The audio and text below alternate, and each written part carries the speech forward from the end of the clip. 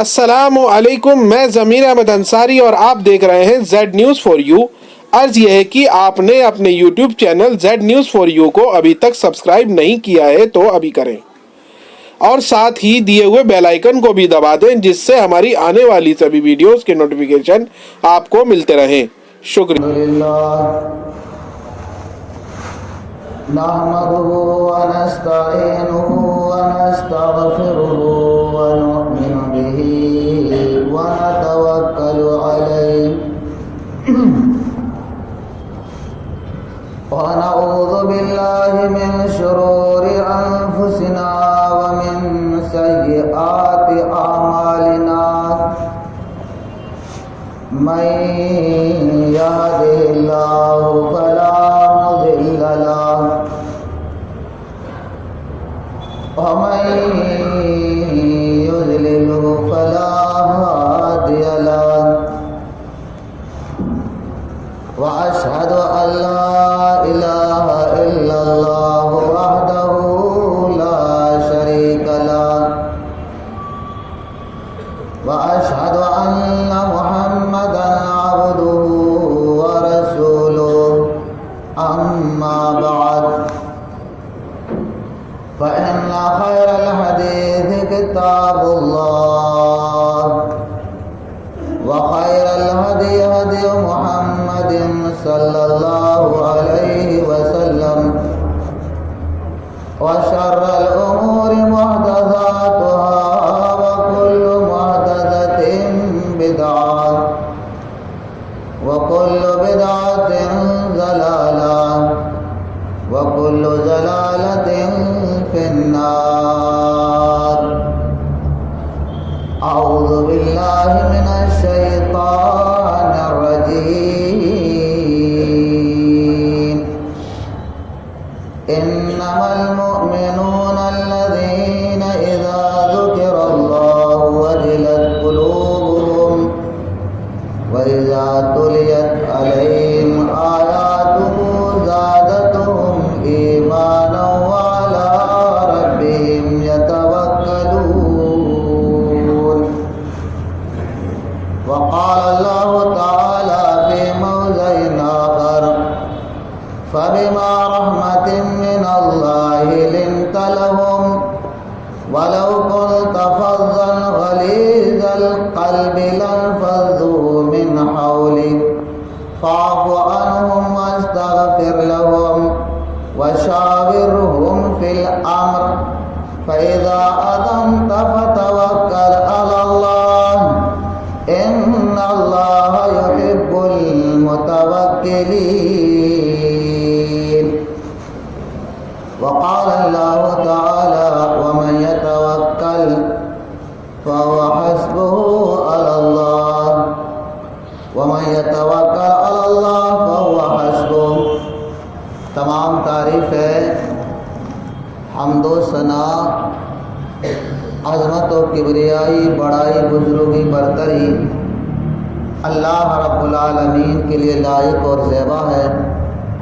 اسی کے لیے سزاوار ہے کہ وہ اس کائنات کا خالق و مالک ہے، وہی یحیی و یمیت ہے، اور وہی اس کائنات پر علی کل شیء قدیر ہے، علیم بذات الصدور ہے۔ سب کچھ اس کے قبضہ قدرت اور اختیار میں ہے۔ وہ اپنی حکمت اور مشیت سے ساری دنیا کا نظام چلا رہا ہے۔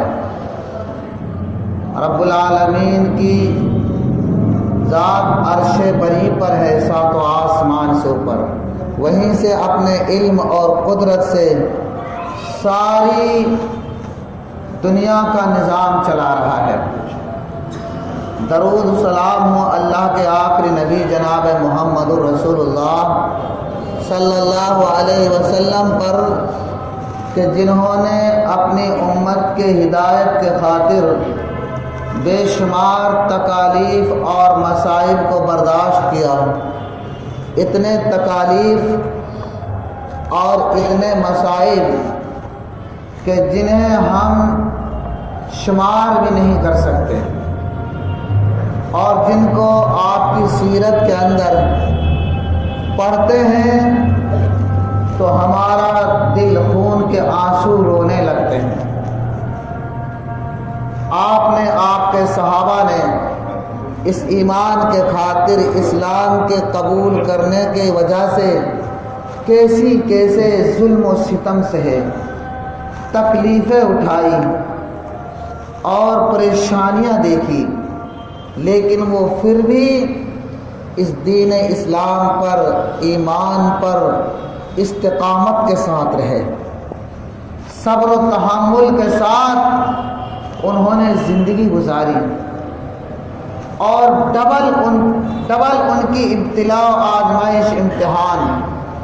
ایک تو جو تھا وہ سب کچھ لٹ گیا، سب کچھ چھن گیا، گھر بار، زمین جائیداد ان سے چھین لیے، اور پھر دوسری مار، اور الٹا مارتے تھے، اور مار بھی کوئی ہلکی پھلکی نہیں، مارنے والے تھک جاتے تھے،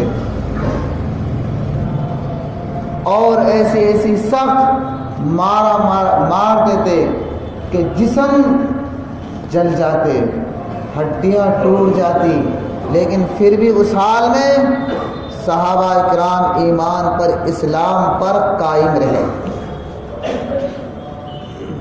اور انہوں نے اللہ کی ذات پر کامل اعتقاد اور توکل اور بھروسہ کو نہیں چھوڑا۔ ان کا اعتماد تھا، ان کا یقین تھا، کہ ان کا توکل تھا، بھروسہ تھا کہ ایک نہ ایک دن اللہ ان سے نجات دے گا، اور اگر نجات بھی نہیں تو ہماری یہ چند روزہ زندگی تو گزرنی ہی ہے، ہمیشہ کی زندگی ہماری سدھر جائے گی۔ لیکن آج ہم ہیں، صحابہ کا نمونہ ہمارے سامنے سب کچھ ہے، ہم جانتے بوجھتے ہیں، لیکن ہمارے حال، ہمارا معاملات آج وہ نہیں، صحابہ کے مقابلے میں ذرہ برابر نہیں۔ ذرا سی تکلیف، مصائب اگر ہمیں آئے، تجارتی اعتبار سے، ملازمتی اعتبار سے یا دیگر حالات، معاملات سے، ہم صبر کا، توکل کا دامن چھوڑ دیتے ہیں۔ تو آج خطبہ مسنونہ میں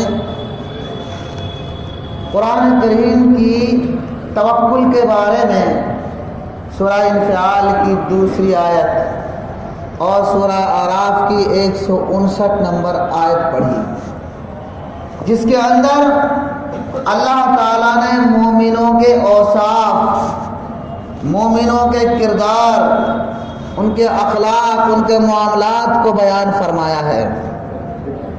اگر ہم لوگ اللہ کے احکام کے مطابق زندگی گزار لیں تو رب کعبہ کی قسم ہے ہماری دنیا میں بھی عزت، دنیا بھی سنور جائے گی اور آخرت بھی بن جائے گی۔ لیکن آج ہم نے قرآن سے منہ موڑ لیا، قرآن کے معنی مطلب کو نہیں سمجھا، آج قرآن کے مطابق ہمارا عمل نہیں، تو آج دنیا میں بھی ذلیل و خوار ہیں، ذلت و رسوائی ہمارا مقدر بنی ہوئی ہے، اور آخرت کے بارے میں تو پھر اللہ ہی بہتر جانتا ہے۔ تو مطلب ہے، فرمایا انما المؤمنون الذين اذا ذكر اللہ، سنو اللہ تعالیٰ فرما رہا ہے کہ مومن تو ایسے لوگ ہوتے ہیں، مومن تو وہ لوگ ہیں، مومنوں کے یہاں اوصاف بیان فرمائے، انما المؤمنون الذين اذا ذكر اللہ، جب ان کے سامنے اللہ کا ذکر کیا جاتا ہے، وجلت قلوبهم، ان کے دل دہل جاتے ہیں، کپا اٹھتے ہیں، گھبرا جاتے ہیں۔ جب اللہ تعالیٰ کا ذکر و اذکار کی کوئی بات آتی ہے تو فوراً ان کا دل دہل جاتا ہے۔ آپ کسی کی زبان سے سبحان اللہ سنو، الحمدللہ سنو، استغفراللہ سنو، تو اس پر فوراً آپ کی غفلت دور ہونی چاہیے کہ ہم بھی کہیں۔ یہ ہے ذکر۔ ایک انسان دوسرا مراقبہ میں ہے، ذکر و اذکار کر رہا ہے، آپ کو بھی چاہیے کہ آپ بھی ذکر و اذکار کریں۔ اللہ تعالیٰ سے ثواب کی، اجر و ثواب کی امید رکھتے ہوئے، اللہ کے عذابوں سے بچنے کی غرض سے فوراً ذکر و اذکار آپ بھی کریں۔ یہ ہے مومنوں کی شان۔ اور پھر وَإِذَا تُلِيَتْ عَلَيْهِمْ آيَاتُهُ زَادَتْهُمْ إِيمَانًا، اور جب ان کے سامنے قرآن کریم کی آیت پڑھی جاتی ہے تو مومنوں کے ایمان میں اور اضافہ ہوتا ہے اور ایمان بڑھتا ہے۔ محدثین کا، ائمہ دین کا یہ مسلک تھا کہ ایمان میں کمی بیشی ہوتی ہے، ایمان گھٹتا بڑھتا ہے۔ اگر آپ اچھے کام کریں گے، نماز پڑھیں گے، روزہ رکھیں گے اور دیگر اچھے کام کریں گے تو آپ کا ایمان میں اضافہ ہوتا جائے گا۔ اگر آپ کوئی برا کام کریں گے، کوئی برائی کا ارتکاب کریں گے تو آپ کا ایمان گھٹتا جائے گا۔ یہ اچھا کام سے ایمان بڑھتا ہے اور برے کام سے ایمان گھٹتا ہے۔ جب قرآن کریم کے احکامات، جب قرآن کریم کی تلاوت سنائے تو ایمان میں اضافہ ہوتا ہے۔ یہ ہے مومنوں کی شان۔ اور پھر ایمان علی ربہم یتوکلون، اور پھر وہ اپنے رب، یہ سارے کام کیوں انجام دیتے ہیں؟ اللہ رب العالمین کی ذات پر ان کا توکل رہتا ہے، بھروسہ رہتا ہے۔ توکل کے لفظی معنی ہیں کہ اعتماد، کامل اعتماد و یقین کے ساتھ اپنے سارے معاملات کو اللہ کے سپرد کر دینا۔ اور پھر دوسرے اصطلاحی معنی بھروسہ کرنا۔ آج کا جو خطبہ ہے وہ توکل پہ ہے۔ اور پھر اللہ تعالیٰ نے کہ توکل کرنے والوں سے اللہ تعالیٰ محبت کرتا ہے۔ اللہ نے پہلے ہی اعلان فرما دیا کہ جو مجھ پر توکل کریں گے، بھروسہ کریں گے، میرا یہ اعلان ہے کہ میں ایسے لوگوں سے راضی ہوں، مجھے ایسے لوگوں سے پیار ہے، محبت ہے، وہ دنیا میں میرے محبوب ہیں۔ اور جس کا اللہ محب ہو جائے، کائنات کے اندر اس کا کوئی نہیں بگاڑ سکتا، بال بھی باقی نہیں ہو سکتا۔ اللہ تعالیٰ کے ہر قدم پر اس کے لیے نصرت و مدد ہوگی۔ اور صفت فرمائی الذین یقیمون الصلاۃ ومما رزقناہم ينفقون، اور یہ لوگ مومن لوگ نماز قائم کرتے ہیں اور جو کچھ اللہ تعالیٰ نے ان کے لیے رزق، روزی، مال، دولت دیا ہے اس میں سے وہ خرچ کرتے ہیں۔ یہ مومنوں کی شان ہوتی ہے۔ تو فرمایا اولئک هم المؤمنون حقا، حقیقت میں یہ لوگ مومن ہیں۔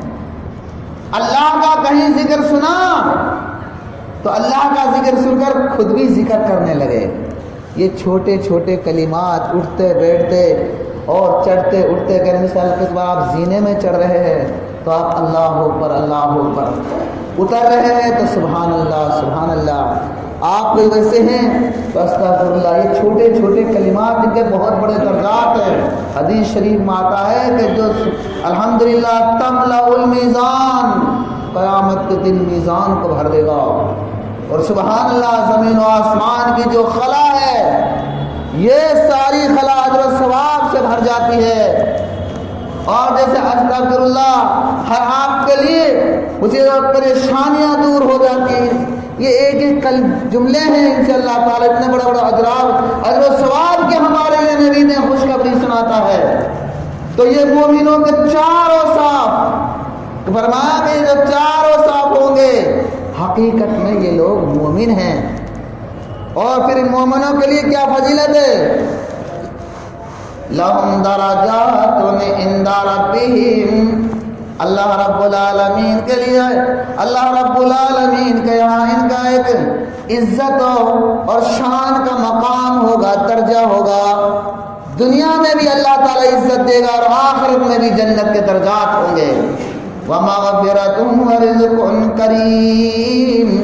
اللہ فرما رہا ہے کہ اگر چھوٹی موٹی کوئی کبھی کمی کوتاہی ہو جائے اللہ اسے درگزر کر دیتا ہے زیادہ اجر و ثواب کے مقابلے میں، اور پھر دنیا میں بھی عزت کی روزی اور آخرت میں بھی معزز جنت کے انعامات سے نوازے گا.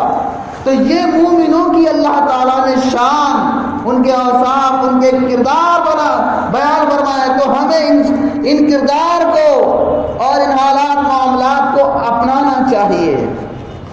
دوسری آیت توکل کے بارے میں، فَبِمَا رَحْمَةٍ مِّنَ اللَّهِ لِنْتَ لَهُمْ. اے نبی محمد صلی اللہ علیہ وسلم، آپ پر یہ اللہ رب العالمین کی رحمت ہے، آپ پر یہ کرم و فضل ہے، یا آپ پر اللہ تعالیٰ کی مہربانی ہے کہ اللہ تعالیٰ نے آپ کو نرم دل بنایا ہے، نرمی والا بنایا ہے، بردبار بنایا ہے. یہ بردباری نرمی بھی بہت بڑی دولت ہے. نرمی سے ہم سے انسان غیر کو بھی اپنا لیتا ہے اور گرمی سے اپنوں کو بھی بھگا دیتا ہے. نرمی یہ بھی اللہ تعالیٰ کی رحمت اور مہربانی ہے، جس کو مل جائے یہ وصف جو اپنا لے. فرمایا اور یہ اخلاق کی اعلیٰ درجے کی صفت ہے، سب سے اہم صفت ہے. نرمی سے بیگانے بھی اپنے ہو جاتے ہیں اور گرمی سے اپنے بھی بیگانے بن جاتے ہیں. کیسے سے واقع ہے. اور نرمی سے بڑی بڑی آگیں بھی بجھ جاتی ہیں جھگڑے فساد کی اور دیگر معاملات کی، اور گرمائی سے ذرا ذرا سے معاملات میں بڑے بڑے حادثے ہو جاتے ہیں. آپ دنیا کے اندر دیکھیے اللہ تعالیٰ نے قرآن میں ہمارے لیے کیسی تعلیم دی ہے. اللہ کے نبی صلی اللہ علیہ وسلم کو مخاطب کرتے ہوئے، وَلَوْ كُنْتَ فَظًّا غَلِيظَ الْقَلْبِ لَانفَضُّوا مِنْ حَوْلِكَ. اگر آپ سخت دل ہوتے، آپ سختی والے ہوتے تو یہ آپ کے پاس سے بھاگ جاتے. سختی سے بھاگ، یہی تعلیم امت کے لیے ہے. سختی سے دوسرے انسان، آپ پیار سے، محبت سے، سمجھداری سے اگر آپ بولیں گے، مثال کے طور پر کہ دین کا ہی معاملہ ہے، فرمایا ادعو الی سبیل ربک بالحکمت والموعظۃ الحسنہ. دین کے معاملے میں حکمت، عقل مندی، نرمی، دانائی کو ملحوظ رکھنا چاہیے. آپ کسی کی شرعی اعتبار سے کوئی کسی کے اندر کمی دیکھ رہے ہیں تو آپ پیار سے، محبت سے سمجھائیے. آپ کا عزت و مقام اس کی آنکھوں میں، اس کے دل و دماغ میں خود بخود آ جائے گا. سختی سے کریں گے تو کر لے گا، بعض دفعہ شیطان کو وسوسہ دے کر لڑنے جھگڑنے پہ آ جائے گا. اور دوسری طرف اگر کوئی آپ کی شرعی اعتبار سے اصلاح کر رہا ہے تو اسے اپنانا چاہیے، شکریہ ادا کرنا چاہیے، اس کو ماننا چاہیے. اور پھر یہ نہیں دوسرے اصلاح کر رہا ہے تو کیا اکثر لوگ کیا ہوتا ہے الٹا ہی بحث و مباحثہ شروع کر دیتے ہیں، اس میں عیب لگانا شروع کر دیتے ہیں، اس کی کمی کوتاہی کو بیان کرنا شروع کر دیں. یہ مومن کی شان کے خلاف ہے. مومن آدمی حق، سچ، شرعی اصلاحی بات کو سن کر نرماتا ہے، شرماتا ہے، اور گھمنڈی آدمی جھنجلاتا ہے، ادھر ادھر کے ہیلے بہانے. یہ ہے مومنوں کی شان. آپ کے اندر مثال کے طور پر میں نماز پڑھ رہا ہوں، دوسرا نماز کے لیے میری پیشانی پہ کپڑا ہو تو اللہ کے نبی نے ایک صحابی کو دیکھا کہ اس کی پیشانی سے کپڑا ہٹا دیا، یا جیسے کپڑا ٹکنے سے نیچے ہو تو شکریہ جزاک اللہ. اب آپ الٹے اس سے بھی ہنسنا شروع کر دیں تو یہ مومن کی شان نہیں. تو فرما اور بہت ساری کمی، کوئی دینی اعتبار سے یا دنیاوی اعتبار سے آپ کی اصلاح ہو رہی ہو تو فوراً شکریہ. فرمایا لیکن کرنے والے کے لیے ادب ہو، نرمی ہو، نرم لہجے میں پیار ہو، سختی نہ ہو، اور سننے والے کے لیے اپنی اصلاح ہو، شکریہ جزاک اللہ ہو. تو آگے فرمایا من حول لنفضوا من حولك فاعف عنهم. اگر کسی میں آپ کمی کوتاہی دیکھیں تو آپ اس کو درگزر کر دیں, معاف کر دیں. یعنی آپ کسی کے اندر کوئی کمی کوتاہی دیکھ رہے ہو, آپ کے تعلق سے ہو چاہے کوئی اور ہو, تو معافی بھی اللہ رب العالمین کی ایک مومنوں کی ایک صفت ہے. یہ بھی ایک بہت اچھا وصف ہے. واستغفر لهم, اور اس کے لیے دعا کرو, اللہ اس کو ہدایت دے, اللہ اس کو سمجھ دے. اگر کسی کے اندر کوئی کمی کوتاہی نہیں تو اس کے لیے بد دعا, اس سے لڑنا جھگڑنا نہیں. یہ مومنوں کی شان ہے. اللہ تعالیٰ یہ توکل والوں کی اوصاف ہیں. واستغفر لهم وشاورهم فی الامر, اور معاملات کے لیے آپس میں مشورات کرو. مثال کے طور پر آپ کا گھر کا مسئلہ ہے, آپ اپنے بیوی بچوں سے, جیسے کوئی تعمیری کام کرنا ہے, کوئی کچھ اور کام کرنا ہے, اس کا مشورہ لو. نہ جانے آپ کا بچہ کوئی کتنا اچھا مشورہ دے دے. یہ مت سمجھو کہ میں تو بڑا ہوں کہ چھوٹے سے مشورہ لوں تو بے عزتی نہیں. بھائیو, مشورہ میں خیر و برکت ہے. اللہ جب بھی کوئی مشورہ, گھر دین کا معاملہ آتا, کسی سریا کا آتا, کوئی بھی معاملہ آتا نبی کے سامنے, آپ صحابہ کرام کو بٹھاتے اور مشورہ کرتے. کہتے ہیں مشورہ میں خیر و برکت ہے.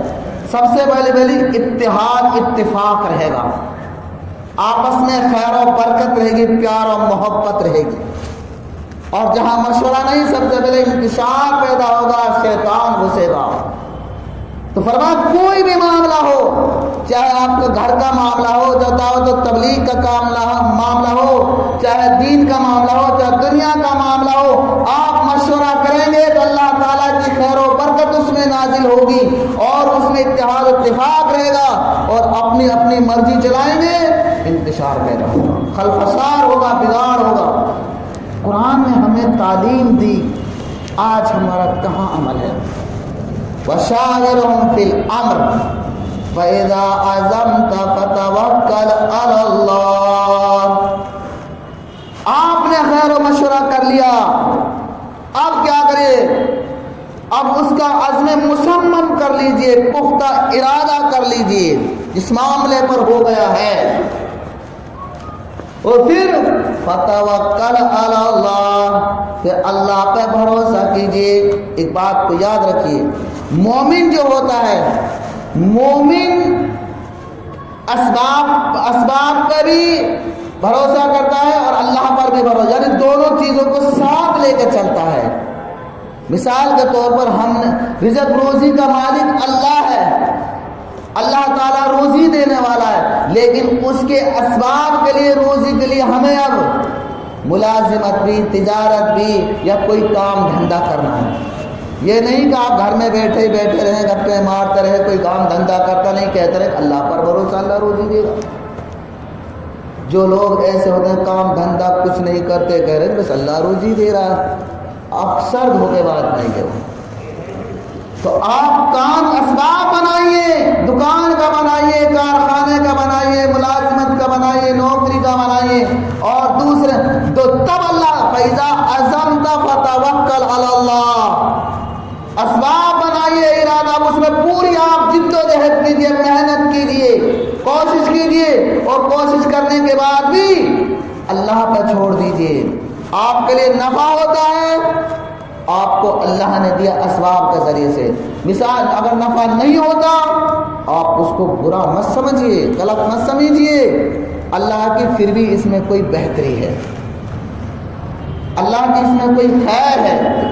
کوئی بھی معاملہ ہو, تجارت سے ہو, تو اسباب کے ساتھ ساتھ ایک صحابی آئے کہ یا رسول اللہ میں اپنی اونٹنی کو باندھ کے توکل کروں یا چھوڑے؟ آپ نے فرمایا پہلے اس کو باندھ, جب توکل کر. تو باندھنے کا سبب ہو گیا. آپ اپنے گھر کا دروازہ کھلا چھوڑ کر چلے جائیں یوں ہی اور کہہ دیں کہ ہمارا اللہ پر بھروسہ ہے, یہ توکل نہیں. تالا لگائیے, بند کر کے آئیے, اس کی پوری حفاظت کر کے آئیے تاکہ کوئی چور آپ محفوظ رہے. تو اسباب ضروری ہے. تو مطلب یہ ان اللہ یحب المتوکلین, بے شک اللہ تعالیٰ तवक्कुल करने वालों से मोहब्बत करता है। अल्लाह ना जो अल्लाह ताला पर अपन मामलात को अल्लाह ताला ये तवक्कुल के बारे में अल्लाह ताला ने कुरान करीम में 10-12 जगह फरमाया। अल्लाह ताला को ही अपने सारन, और जो वकालत का लफ्ज़ है वो इसी से निकला है, वकालत से तवक्कुल बना है। यानी एक इंसान का कोई केस होता है अदालत में तो अपनी तरफ से उसकी मेहनत वगैरह देकर उसका मामला सुपुर्द कर देता है। अब आप मेरी तरफ से जज के सामने पेशी कीजिए, बहस कीजिए, बातचीत कीजिए। ऐसे ही इंसान अपने असबाब बनाकर अल्लाह पर छोड़ देता है। अल्लाह का काम है इसमें मेरे जो भी बेहतरी करने का, खैर करने का। यह है तवक्कुल का माना। तो फरमाया कि अल्लाह ताला उनकी मदद करता है, ऐसी खैर से मदद करता है जो अल्लाह ताला को अपने सारे मामलात का कारसाज बना लेते हैं। और अल्लाह ताला वयंसुरुकुमुल्लाहु फला गालिब लकुम, अगर अल्लाह रब्बुल आलमीन तुम्हारी मदद करे दुनियावी मामलात हालात के मुकाबले में, आप पर कोई दुश्मन हमला कर रहा है, आपको बर्बाद करना चाहता है, उजाड़ना चाहता है, ये तवक्कुल नहीं कि आप खाली हाथ उससे पिटते रहें, बचाव भी कीजिए, बचाव का असबाब भी बनाइए किसी भी तरीके से। फिर अल्लाह रब्बुल आलमीन के असबाब के जरिए से तुम्हारे लिए मदद आई। और अल्लाह ताला अगर तुम्हें जलील और रुसवा करे तो उसके बाद कौन है जो तुम्हारी मदद कर सके। और फिर मोमिनों को अल्लाह ही पर भरोसा करना चाहिए। आखिर में फरमाया तो मतलब ये है कि इन दोनों आयत करीमा की तफसीर बड़ी अहम है जो तवक्कुल के ताल्लुक से है, जो आपने सुनी और भी मुफस्सल है, लेकिन और भी कुछ सुनाना है, टाइम होता जा रहा है।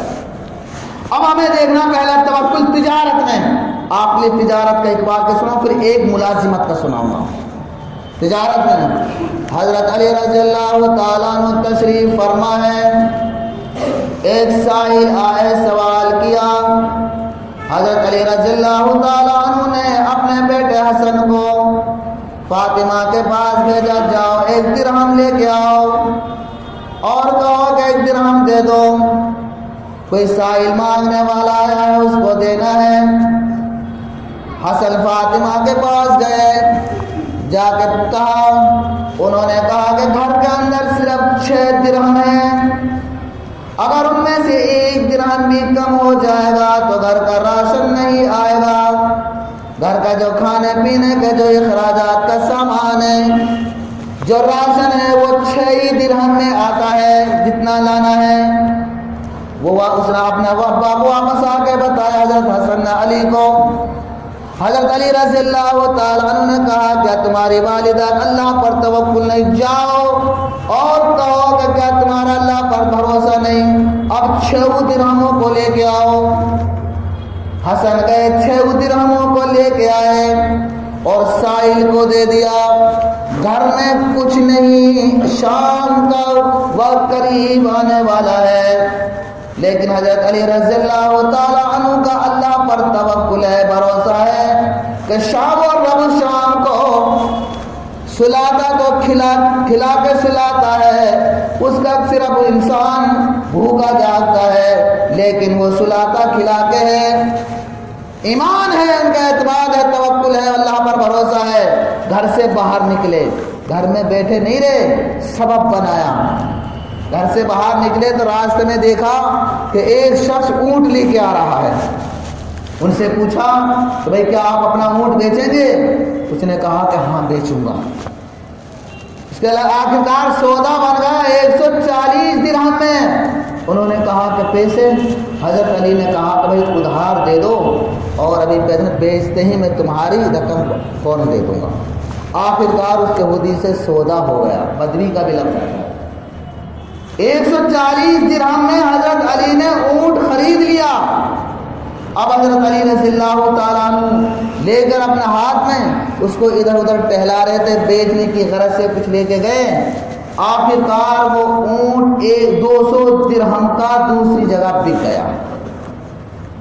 حضرت علی رضی اللہ تعالیٰ عنہ کا دیکھو تجارت میں اللہ تعالیٰ کیسے ان کی انما الاعمال بالنیات، لوگ کہتے ہیں نا کہ جیسی نیت ویسی برکت، نیت کے مطابق برکت ہوتی ہے، نیت کے مطابق اعمال اللہ کے یہاں قبول ہوتے ہیں۔ اور ایک مثال اور مجھے یاد آئی، بہت سے لوگ کہتے ہیں کہ حرکت میں برکت ہے، یہ مثال غلط ہے۔ حرکت تو چور بھی کرتے ہیں بھائی، نیت صحیح ہو، جائز کام ہو تب اللہ برکت کرے گا، نیت اگر خراب ہو، ناجائز حرام کام ہو تب برکت ختم ہے، ظاہری طور پر چاہے کتنا ہی آ رہا ہو۔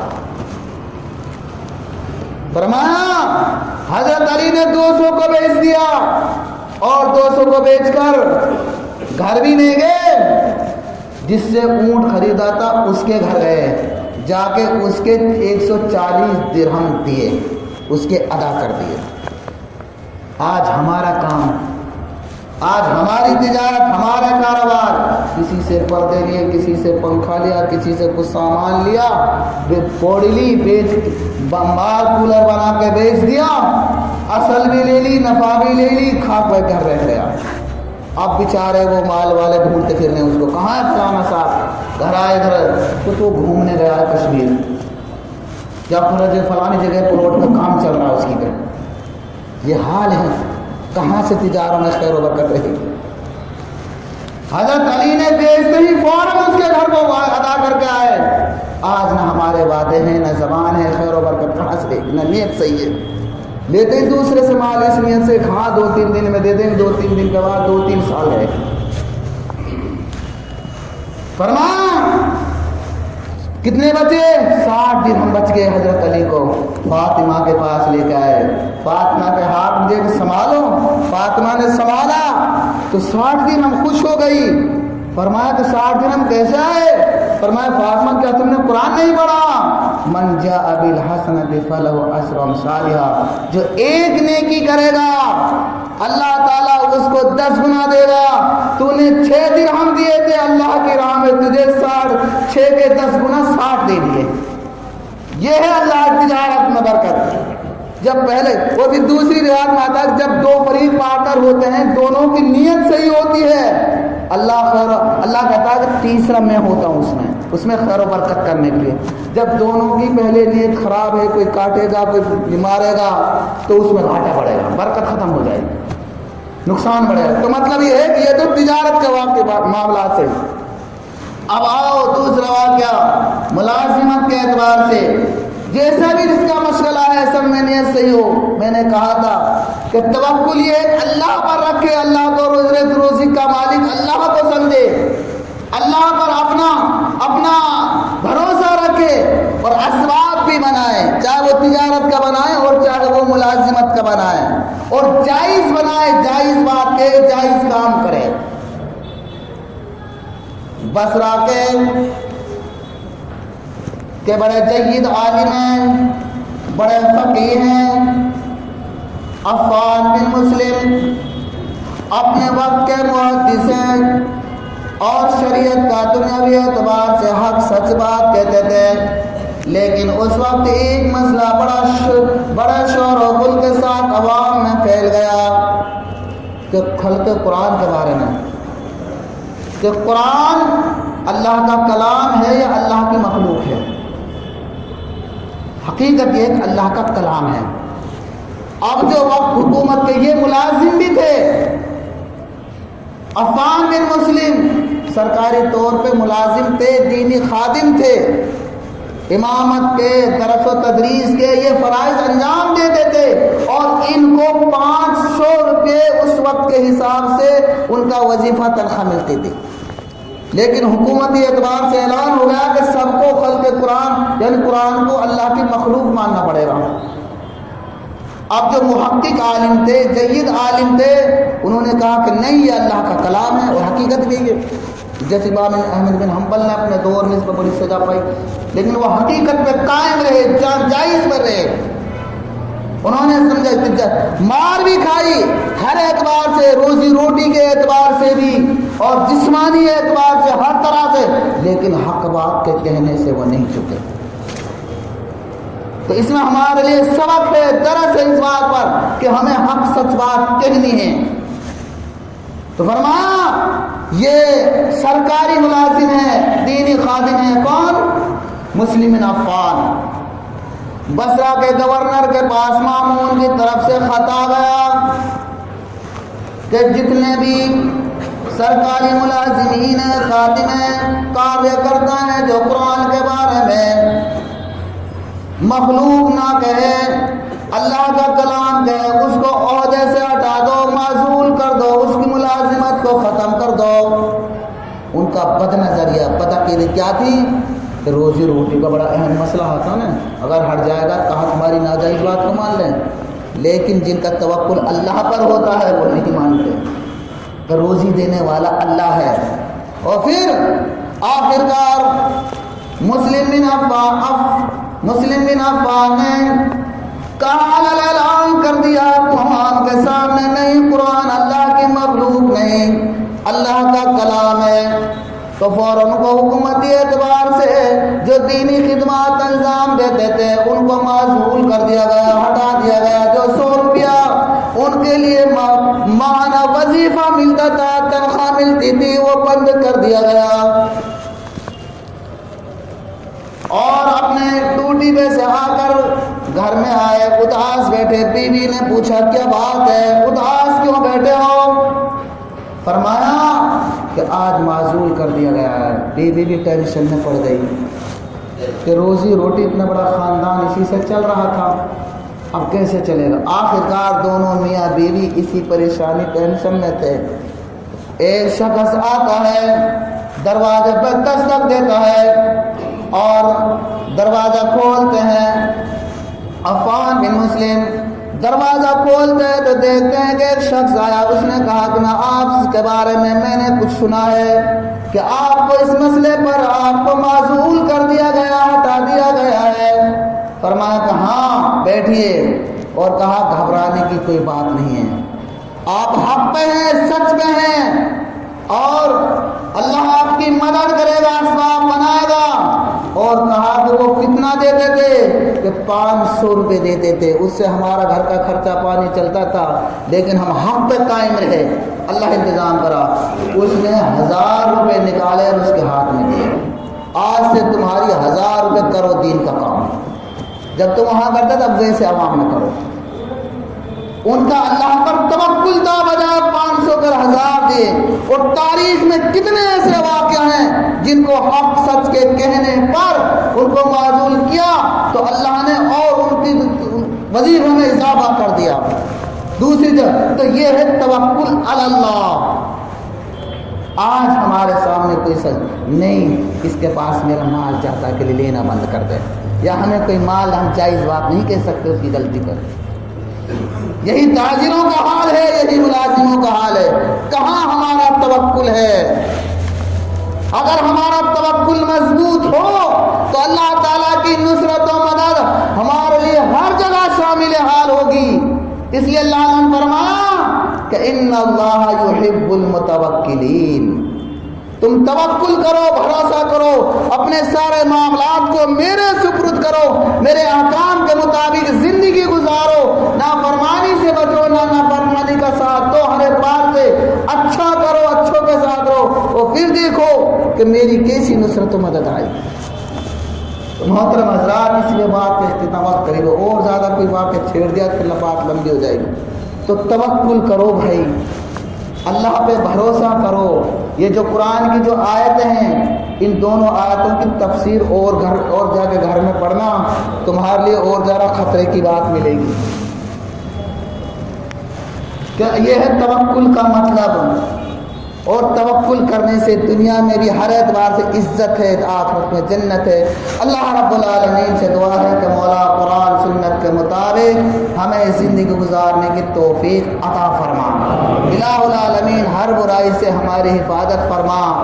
اے مولا کریم، تیرا حکم، نبی کا حکم ہے کہ توکل ایسا کرو جیسے نبی کا، جیسے اس سے توکل کرنے کا حق ہے۔ اے اللہ ہمیں اس حد تک توکل کرنے کی توفیق عطا فرما۔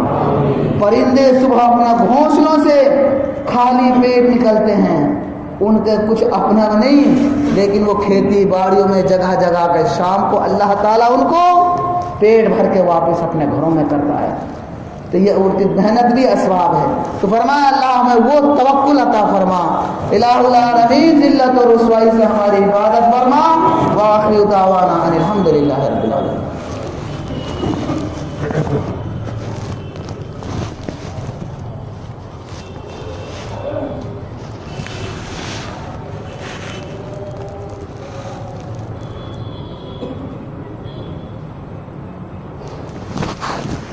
الحمدللہ نحمده ونستعینه ونستغفره ونؤمن به ونتوکل علیہ ونعوذ باللہ من شرور انفسنا ومن سیئات اعمالنا من يهده الله فلا مضل له ومن يضلله فلا هادي له واشهد ان لا اله الا الله وحده لا شريك له وأشهد أن محمدًا عبده ورسوله. أما بعد فإن خير الحديث كتاب الله وخير الهدي هدي محمد صلى الله عليه وسلم وشر الأمور محدثاتها وكل محدثة بدعة وكل بدعة ضلالة وكل ضلالة في النار. إن الله وملائكته يصلون على النبي يا أيها الذين آمنوا صلوا عليه وسلموا تسليما. اللهم صل على محمد وعلى آل محمد كما صليت على إبراهيم وعلى آل إبراهيم إنك حميد مجيد. اللهم بارك على محمد وعلى آل محمد كما باركت على إبراهيم وعلى آل إبراهيم إنك حميد مجيد. عباد الله رحمكم الله، إن الله يأمر بالعدل والإحسان وإيتاء ذي القربى وينهى عن الفحشاء والمنكر والبغي لعلكم تذكرون. اذكروا الله يذكركم وادعوه يستجب لكم ولذكر الله أعلى وأحسن وأكبر.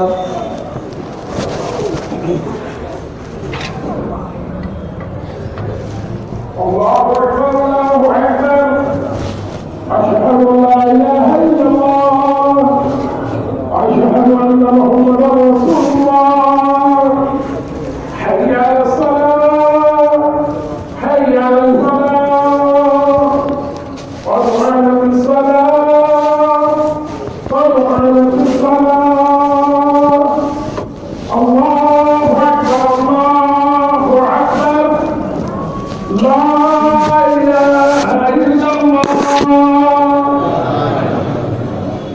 سب نے سجدے کر لیجیے، ٹکنا سے ٹکنا، کندھا سے کندھا ملا لیجیے، ملتے کھڑے ہو جائیے.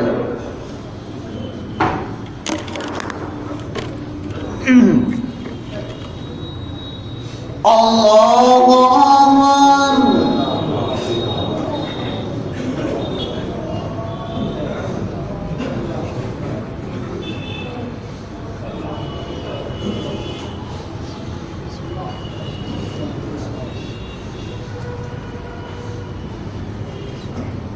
الحمد لله رب العالمين الرحمن الرحيم مالك يوم الدين إياك نعبد وإياك نستعين اهدنا الصراط المستقيم صراط الذين أنعمت عليهم غير المغضوب عليهم ولا الضالين. آمين.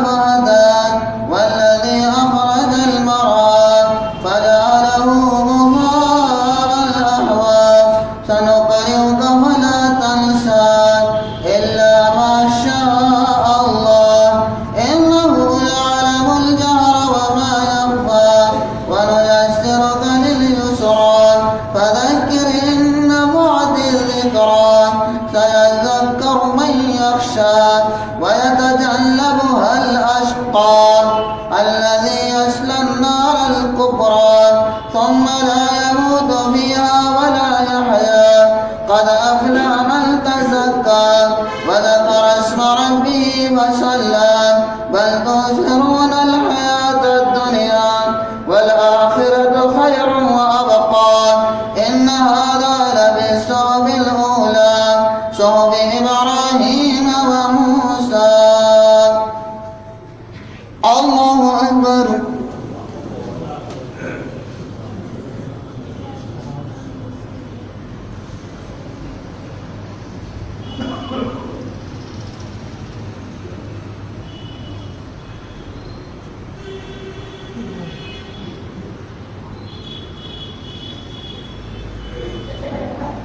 سمع الله لمن حمده.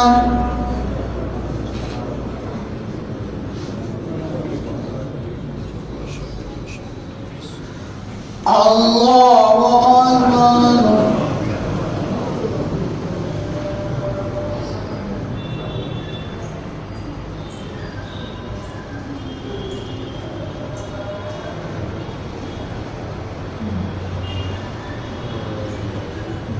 الله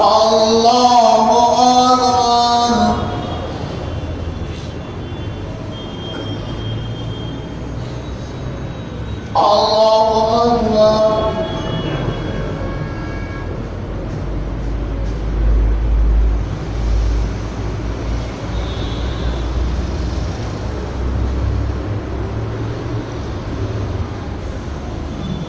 الله أكبر. بسم الله الرحمن الرحيم.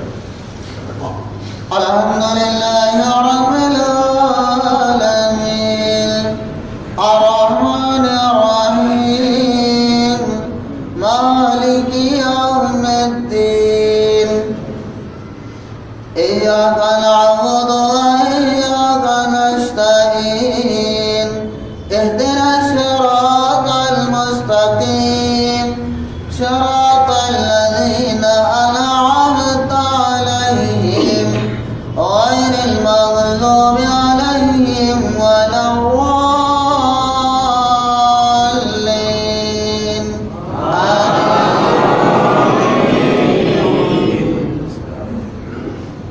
هل أتاك حديث الغاشية وجوه يومئذ خاشعة عاملة ناصبة تصلى نارا حامية تسقى من عين آنية ليس لهم طعام إلا من ضريع لا يسمن ولا يغني من جوع وجوه يومئذ ناعمة لسعيها راضية في جنة عالية لا تسمع فيها لاغية فيها عين جارية فيها سرر مرفوعة وأكواب موضوعة ونمارق مصفوفة وزرابي مبثوثة. أفلا ينظرون إلى الإبل كيف خلقت وإلى السماء كيف رفعت وإلى الجبال كيف نصبت وإلى الأرض كيف سطحت فذكر إنما أنت مذكر لست عليهم بمسيطر إلا من تولى وكفر فيعذبه الله العذاب الأكبر. إن إلينا إيابهم ثم إن علينا حسابهم.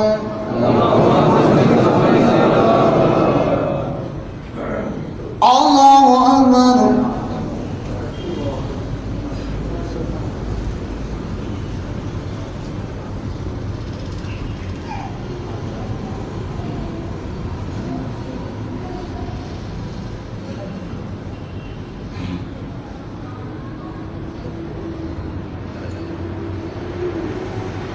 سمع الله لمن حمده.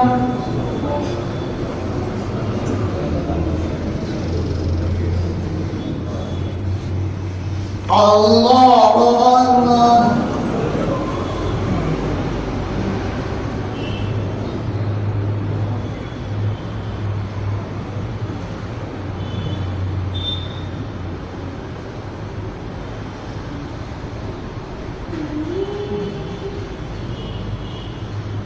اللہ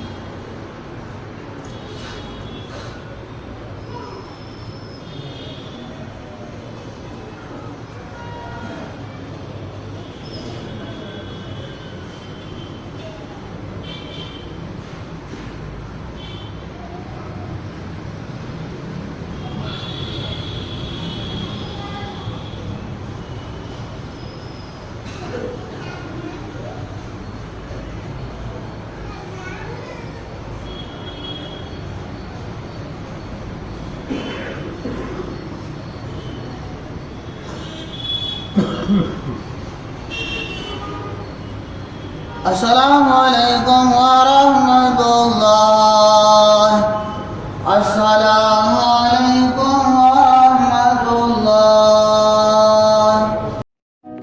ایک بار پھر آپ سے ریکویسٹ ہے کہ آپ اپنے اس یوٹیوب چینل کو سبسکرائب کریں، لائک اینڈ شیئر ضرور کریں. شکریہ.